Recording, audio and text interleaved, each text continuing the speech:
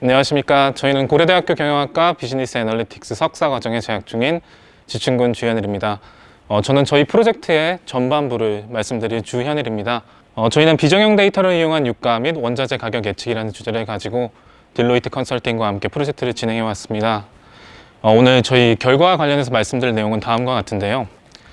먼저 유가의 필요성에 대해서 간략하게 말씀드리고, 이를 위해서 어떤 데이터를 수집하였고 어떤 분석 과정을 통해서 데이터를 선별하였으며, 그리고 이 선별된 과정을 통해서 저희가 진행한 분석 그리고 예측 분석 과정에 대해서 말씀드리고자 합니다. 그리고 이에 대한 해석을 통해서 저희 프로젝트의 발전 사항에 대해서 말씀드리면서 오늘의 발표를 마무리할까 합니다. 먼저 유가 예측의 필요성입니다. 원유는 다들 아시다시피 세계에서 가장 중요한 자원 중에 하나이죠. 보시는 것처럼 수송, 가정, 상업 등 거의 모든 산업 분야에서 매년 1억 배럴이라는 엄청난 양이 사용되고 있습니다. 따라서 기관, 기업에서는 이런 유가 등락에 굉장히 민감하게 반응해서 이를 예측하고자 하는 시도를 많이 해오고 있습니다. 또한 원유는 그 생산국과 소비국의 주요한 차이로 인해서 국제 정세에 민감하게 반응하기도 합니다. 이에 대표적인 예로 저희는 2019년 9월의 상황을 들여다보겠습니다. 2019년 9월 13일에 사우디의 원유 시설이 드론에 의해 폭격을 당하는데요. 이때 이 원유 재고량이 감소한다는 그런 우려로 이에 관련한 해당 뉴스 기사들이 많이 쏟아져 나왔고, 이에 시장이 반응해서 하루에 19%가 유가가 폭등하게 됩니다. 하지만 바로 도널드 트럼프 대통령이 미국의 전략 비축유를 시장에 풀겠다라고 성명을 내었고, 이에 관련한 뉴스 기사들이 또 쏟아져 나왔습니다. 이에 또 시장이 반응해서 점차 시장의 안정세를 찾아가는 것을 확인해 볼 수 있습니다. 저희는 이렇게 유가 등락의 폭이 굉장히 컸던 특별한 이벤트적인 상황에서 볼 수 있듯이 상대적으로 초단기적인 기간 동안 원유를 예측함에 있어서 이런 비정형 데이터가 어느 정도로 영향력을 가지고 있고, 또 어느 기간 동안, 어느 정도의 기간 동안 지속이 되는지에 초점을 맞춰서 프로젝트를 진행해 보았습니다. 본 캡스톤 프로젝트에서 저희가 주로 수행한 내용은 데이터, 그리고 분석, 그리고 결과 해석 및 제안의 영역입니다. 저희가 주로 수행한 부분은 파란색으로 하이라이트된 부분입니다. 그래서 적합한 데이터를 수집하고 적재하는 것부터, 그리고 분류, 그리고 예측 분석을 중심으로 분석을 수행하였습니다. 그리고 이 분석한 결과를 통해서 기업 및 기관이 효과적으로 적용할 수 있는 결과 제시가 가능하도록 하는 것이 본 캡스톤 프로젝트의 목적입니다. 그럼 지금부터 저희가 유가를 예측하기 위해 비정형 데이터로서 사용한 텍스트 데이터의 분석 방법에 대해서 말씀드리고자 합니다. 전체적인 데이터 가공 프로세스를 다음과 같이 도식해 보았는데요. 먼저 웹크롤링을 통해서 데이터를 수집하였습니다. investing.com의 뉴스 헤드라인을 모두 수집하였고, 컴퓨터가 계산할 수 있는 형태로 만들어주기 위해서 두 가지 분석 방법을 사용했습니다. 먼저 자연어 처리를 위해서 문서 빈도수 그리고 단어 빈도수를 활용한 TF-IDF 방법을 사용해서 단어를 벡터화 시켜 주었습니다. 또 그 다음에 다른 방법으로는 감정 분석 방법을 사용하였습니다. 저희가 초단기적인 예측 기간을 활용하기 위해서 하루, 3일, 일주일 단위의 감성 분석 평균 점수를 구해서 이를 변수로 구성해 주었습니다. 이렇게 가공된 변수들을 하나의 데이터셋으로 합쳐서 이후 이어지는 예측 및 분류 분석을 진행해 보았습니다. 이렇게 수집한 데이터들은 다음과 같은 전처리 과정을 거쳤습니다. 앞서 말씀드린 것처럼 investing.com에서 웹크롤링을 통해 모든 헤드라인들을 수집하였고, 2012년 1월부터 2019년 12월 31일까지 9,800여 개의 헤드라인을 모두 수집하였고, 이를 날짜별로 분류해 주었습니다. 이후 그때 뉴스 헤드라인이 발생하지 않았던 그 결집값들을 모두 제거해주고, 우리는 사용하지만 컴퓨터는 알아들을 수 없는 기호라던가 아니면 특수문자와 같은 불용어들을 모두 제거하고, 그리고 단어 중에서도 품사는 서로 다르지만 동일한 의미를 가지고 있는 단어들을 어원 형태로 바꿔주는 전처리 과정을 거쳐서 총 3,492개의 고유한 단어 토큰들을 얻어냈습니다. 이를 컴퓨터가 계산할 수 있는 단어 벡터 형태로 바꿔주기 위해서 특정 단어가 등장하는 문서의 빈도수, 그리고 문서 내에 등장하는 특정 단어의 빈도수를 활용한 TF-IDF 방법을 사용해서 0과 1 사이로 스케일링을 해주어서 단어 벡터 형태로 바꿔준 후 컴퓨터가 계산할 수 있는 형태로 수치화해 주었습니다. 제가 이렇게 전처리 과정을 거쳐서 수집한 데이터를 다음과 같이 시각화해 보았습니다. 좌측에 보시는 것처럼 오일, 이란, 그리고 오펙, 차이나와 같이 원유와 관련된 단어들이 빈도수가 굉장히 높은 것을 확인할 수 있는데요. 저희는 우측에 이렇게 빈도수가 굉장히 높지만 모든 문서내, 모든 헤드라인 내에 모두 등장했던 단어들을 별로 중요하다고 생각하지 않았고, 해당 단어들을 제거한 후 정말 상승 하락에 영향이 있을 것으로 생각하는 단어들을 딕셔너리화 시켜서 다음과 같이 우측의 빈도수를 확인해 보았습니다. 우측에 보시는 것처럼 공급, 수요, 상승, 하락과 같은 단어들이 직접적으로 등장한 것을 볼 수 있죠.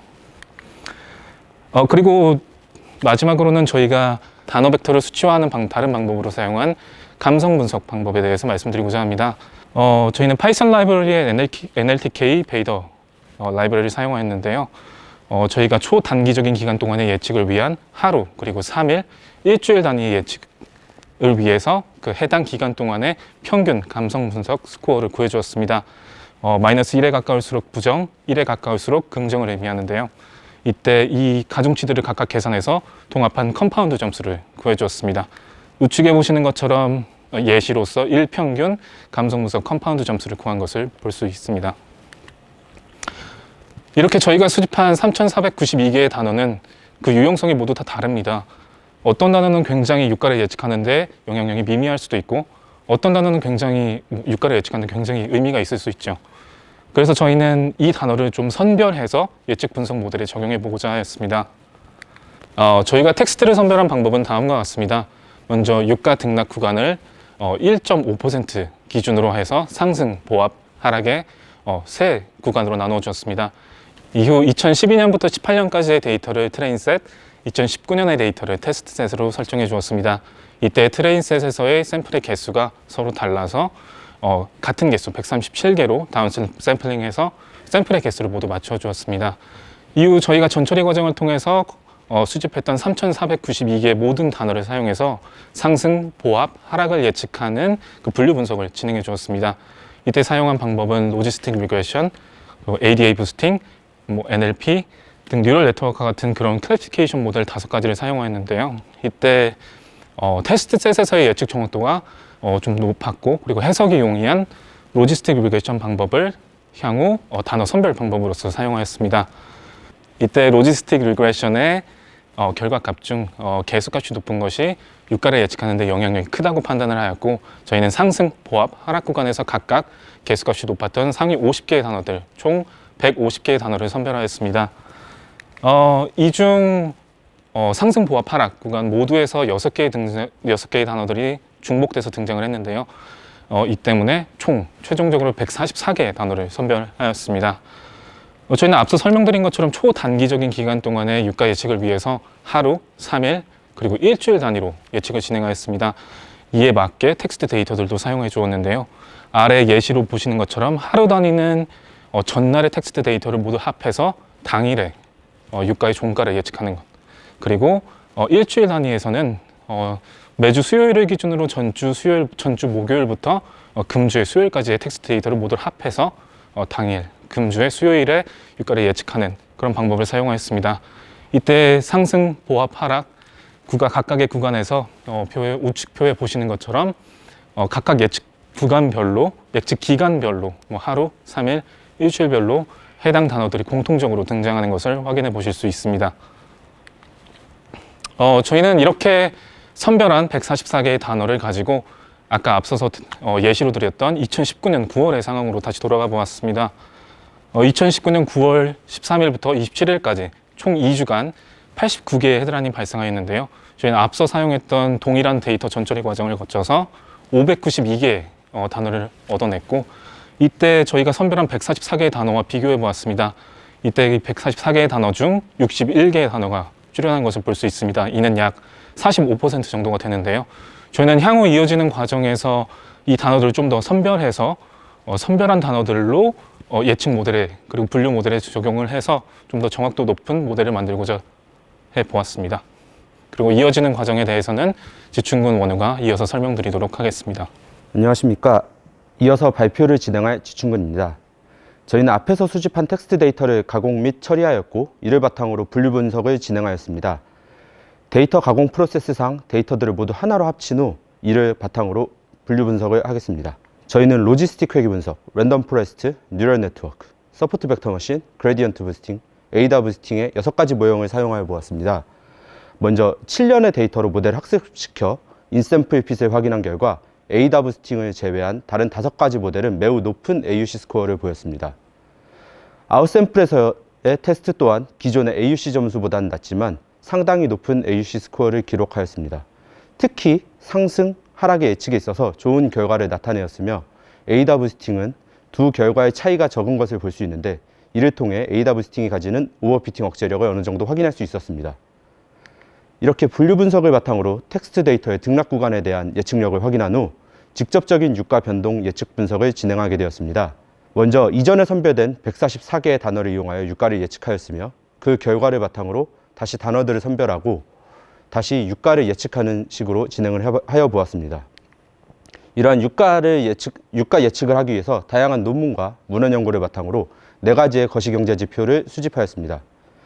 미국 경제의 활성도를 측정할 수 있는 다우존스 산업지수, 그리고 원유가 거래될 때 가장 많이 사용되는 달러의 가치를 나타내는 달러 인덱스, 또한 원유가 가장 많이 사용되는 수송 분야의 해상 운송 단가라고 할 수 있는 발틱 드라 인덱스, 그리고 세계적인 원유 소비국인 미국의 원유 재고량을 수집하였습니다.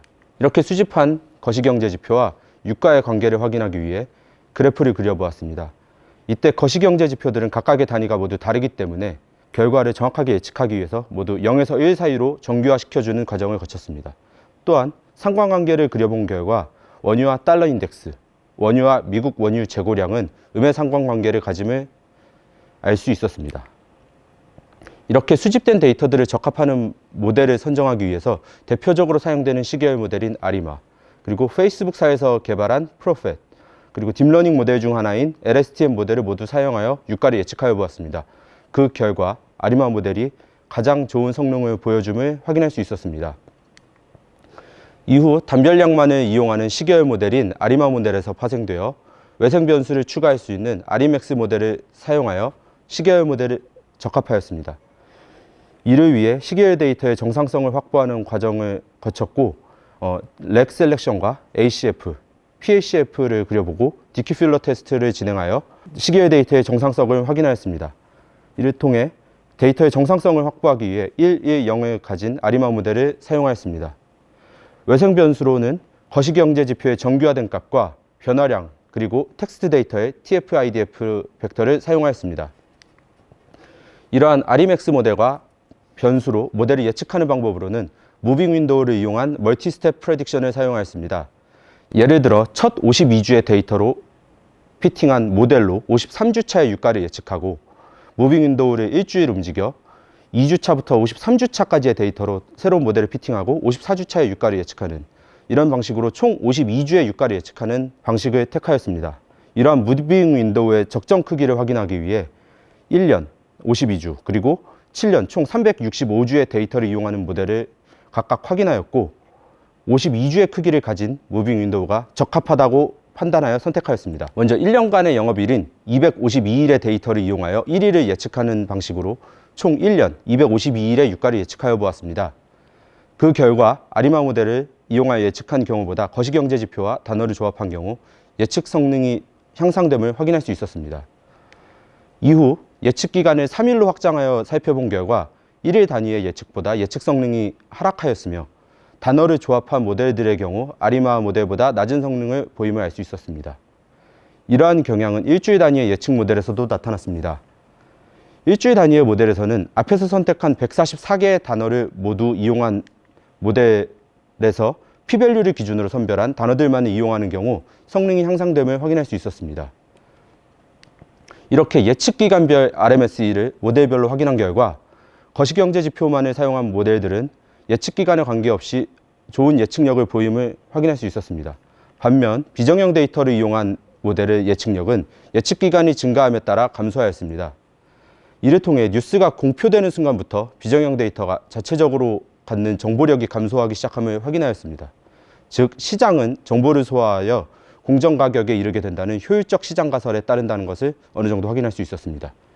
이를 바탕으로 결과를 종합하여 본다면 아리맥스 모델의 예측기간별 정확도를 통해 비정형 데이터의 예측력은 예측기간과 반비례함을 알 수 있었습니다.